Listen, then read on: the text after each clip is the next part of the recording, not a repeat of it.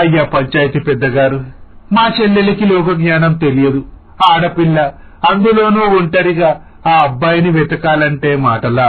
తనకు తోడుగా నేను వెళ్తానండి, దయచేసి కాదనకండి. కుదరదు బాబో, అమ్మాయి ఒక్కటే వెళ్ళాలి. ఇంట్లో నుండి ఇంకెవరు కూడా ఆమెతో వెళ్ళకూడదు. ఇక ఇదే పంచాయతీ తీర్పు. చంద్రకళ ఒక బ్యాగులో వైశాలి బట్టలతో పాటు తన అత్తమామలకు తెలియకుండా నగలు, 2 లక్షల రూపాయలు పెడుతుంది. అలాగే ప్రకాష్ ఒక లెటరు రాసి పెడతాడు. ఇలా ప్రకాష్, చంద్రకళ వైశాలిని బస్టాండుకు తీసుకుని వస్తారు. అమ్మా వైశాలి, ఈ ఊర్లో పుట్టడమే నువ్వు చేసిన పెద్ద తప్పమ్మా. ఎవరో చేసిన కర్మకు నువ్వు శిక్ష అనుభవించాల్సి వస్తుంది తల్లి. వైశాలి, ఆ అమెరికా అబ్బాయి గురించి నీకేమైనా వివరాలు తెలుసా? వదిన, ఆయనకి 4-5 సార్లు ఒక ఫోన్ నంబర్ నుండి కాల్స్ వచ్చాయి.